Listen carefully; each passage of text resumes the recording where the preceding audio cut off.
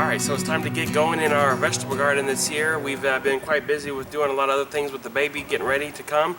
But between the rain and time to get out here, it did not coincide very well. It's been raining a little bit on the days that I want to get out in the garden.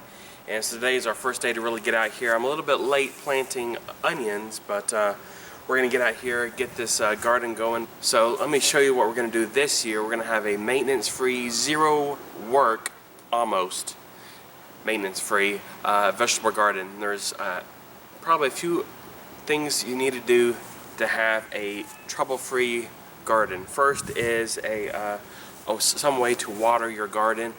For us, we have this sprinkler system, one zone just for our vegetable garden. We found that's the most easiest. We have a smart controller that takes in consideration the humidity, the rain, the temperature, the type of soil, how much sun a particular zone gets. Our zone is full sun for the garden, which I highly recommend a full sun for any vegetable gardening doing. But there's different other ways to water your garden, but to have a zero hassle, have a timer controller, and have it set up. We don't have to move drip hoses around. Some people like to do the drip hosing. That is an easy way to do it, but you still have to put out the hoses and move it around a little bit. I've done that a few years, but I really like this method. A lot of people are back to trying to mimic nature on how to grow a garden, so they want to use organic approach and no pesticides, chemicals, but then they go about saying that they don't want to do overhead watering. They say no to overhead watering. I don't know why, because in nature it overhead waters from the clouds, of course, so I am not opposed to overhead watering with our rain system. But first step, have an easy way to garden with your watering system. You don't want to be out here with a hose every day in the middle of summer and 100 degrees temperature watering your garden, especially as big as ours is. The second is weed control. Here is the fabric we used, not the last year, the year before last. We did this weed fabric all in our garden. It worked terrific. This is the way I would highly recommend you if you have a lot of weeds, especially in our area with Bermuda grass. There is no way to kill the Bermuda grass. You can even use the chemical pesticides and that stuff will still come back in your garden. So weed fabric. Now, not all weed fabric is created equal. So let me show you this big roll here I got at Sam's. If you don't have a Sam's Club or not a member, you can also buy this same fabric. This is a Preen weed control fabric. This one's quite large, 225 feet by 4 feet. Okay, so this one's quite huge. You can see just how much fabric is on here. But Walmart, which is the same as Sam's, they sell the same stuff in a little bit smaller roll. I've used some of this already, but it is a little bit shorter. It's probably only 3 feet long.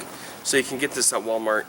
And let me show you why I would recommend this particular weed fabric versus a lot of the other weed fabrics that Home Depot and Lowe's may carry.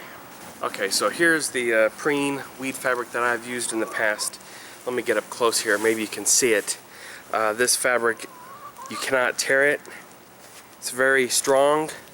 It's actually very thicker material, and this will hold up well over time in the garden when we're walking on it, picking our vegetables all throughout the year, and it doesn't deteriorate in the sun from experience. So this stuff will last along in your garden. If you go to any other place and get some weed fabric, you'll have something like this. See if you can see this here. This stuff is thin, and you can almost tear it with your own hands. I mean, look at this. This stuff just shreds apart here, and will not last in your garden in the method that I'm doing this year. So I would highly recommend you getting a good quality weed fabric. This big roll at Sam's cost about 30 bucks. So 30 bucks, I can do my whole huge garden, and small investment to pay to have a weed-free vegetable garden. That's our chickens back there talking. Alright, so that's step 2, to make it a maintenance-free garden, 0 weeds. And this is how you do it right here, folks. Get some good quality weed fabric.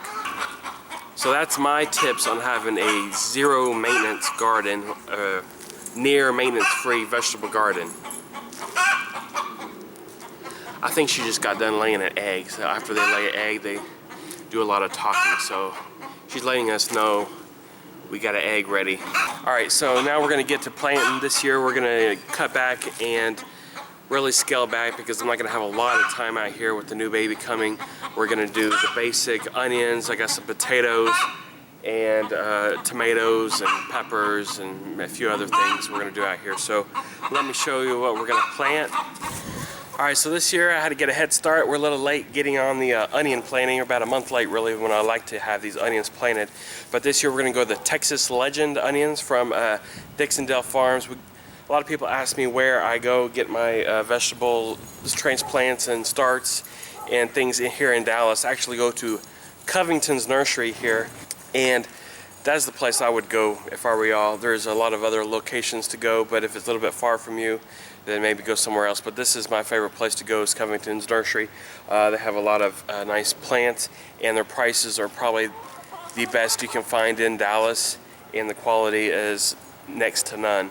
So that's where I go for all of my plants and material to amend the soil. Another thing I wanted to mention is, most important to do to have a maintenance-free successful garden is a soil amendment. I'll put a link down in the description of some videos to check out, one including how to amend your soil, how I amend my soil every year with compost and other items to have a successful maintenance-free garden. So I got a few plans to get a head start here for us since we're a little bit behind. We're going to get our onions going, and also let me show you the potatoes that we're going to be growing also this year. I highly recommend y'all get the certified seed potatoes.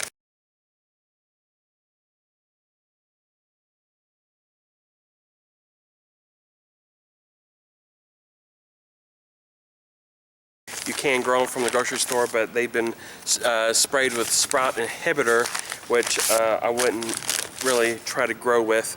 But this year we got the red potatoes, La Soda, okay. All of this was from Covington's Nursery as well. And then we got the Yukon Gold potatoes we're going to grow. You can see the sprouts here are starting to, the potatoes are starting to sprout. What I'll do is probably just cut these in half. You don't have to cut the potatoes in half, but I'll cut them in half and we can get more plants with less potatoes if you cut them. Check out that video also, how to grow potatoes from start to finish. Great video. I'll put the link down in the description as well on how we plant, harvest our potatoes every year with great success. And this year we're going to start grow a new variety of potato. These are the blue potatoes. You probably may have seen these at your grocery store. You really can't tell from here it's a blue potato, but let me cut it open and show you what it looks like. Check this out.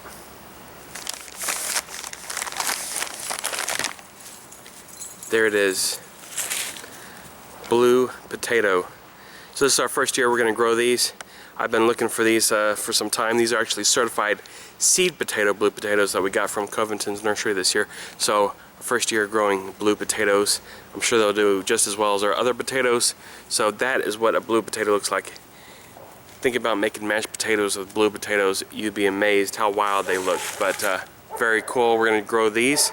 So there's our potatoes that we will be growing this year as well. So let me get in the garden. I'm going to lay out our weed fabric and get this planted. So here's our garden. I wanted to show you our soil. I should have prefaced this video with there's a lot of different ways to garden in your vegetable garden. But as you can see, we till our soil every year here in North Texas. We have this gumbo clay, and if you look at it closely, I can show you. You squeeze this together, and that is what you call clay soil. When you can shape it and mold it like this, So think about growing your vegetables in this. Well, that's why we amend it so much. Over probably about 8 years we've been growing in this soil. So and it still causes us problems. So we have to till our soil, or it's like growing in cement. So that is what clay soil. It actually is a lot better than it has been when we first started. But if you really squeeze that together, you can see it holds together. This is clay soil.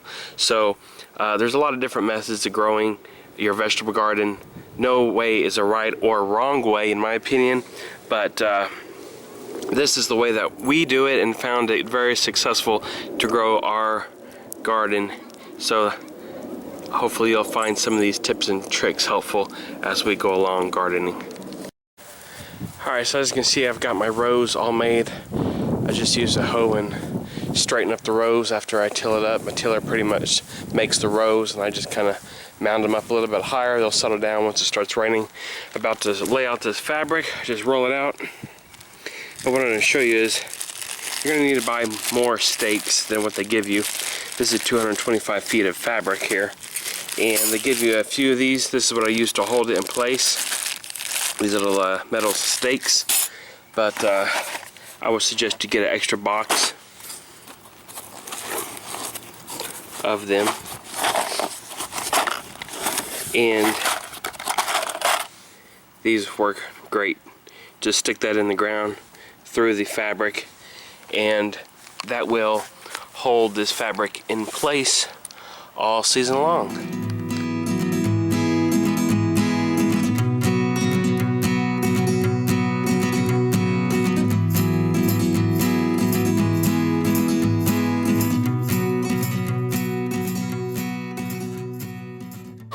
Alright, so I got all the weed fabric down. As you can see, it covers, overlapped it quite a bit. Use little stakes. I'm going to leave these rows open here for the potatoes and onions, so the onions can have plenty of room to expand. And also, I'm actually uncover another row here, potatoes, so I can dig them up later. You don't want to cover them up with this fabric, and it'd be impossible to get underneath there to dig up the potatoes. So we're going to leave the potato rows uncovered. They'll grow before the weeds start to sprout, and will shade out any weeds, and we can manage a little weed picking if we have to with this small little row here. Now you ask, how do I plant with this fabric? Gonna make holes or something, right? Well, let me show you a little trick that I do to make the holes with the fabric, and we'll get planting on some of our items here I have ready to go in the ground. Alright, so all you gotta do to puncture this fabric is pretty easy. What I use is a little blowtorch here, and it will singe the fabric. Just light it up here, and all you gotta do is singe a little hole.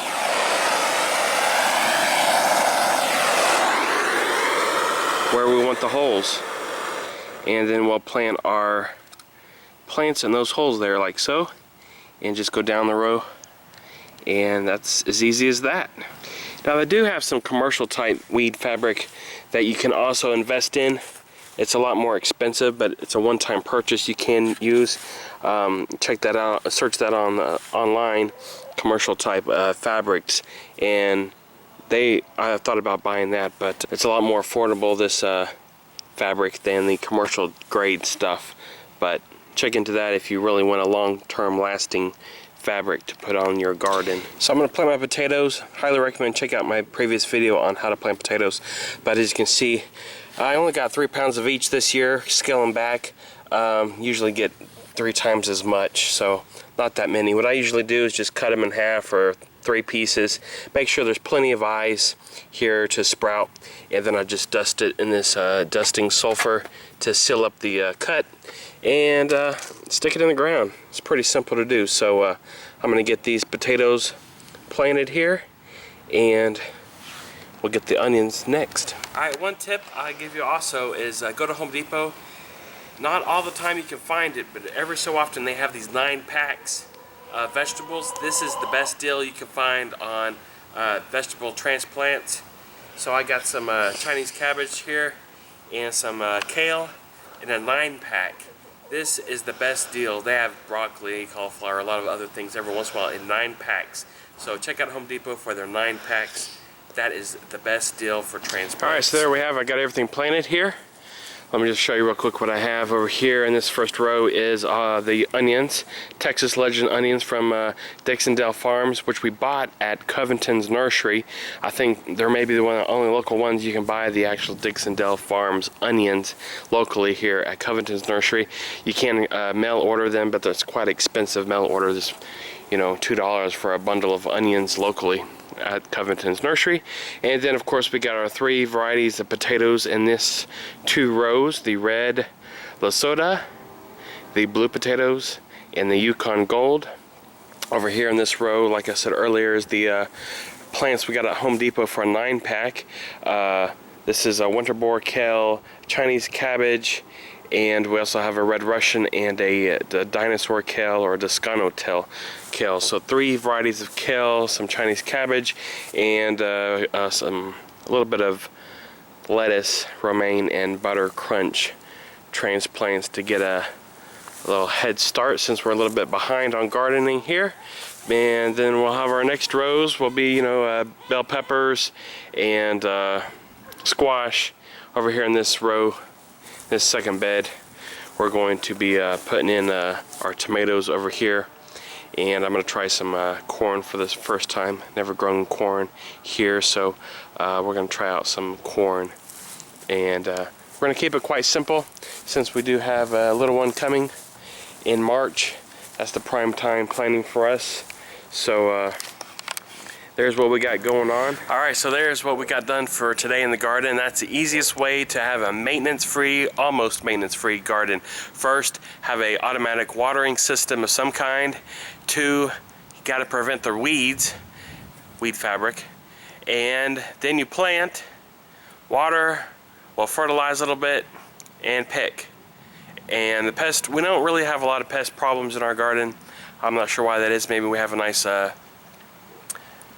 diverse ecosystem in the garden. I'm not sure. I never really had a lot of problems besides maybe some squash bugs here or there.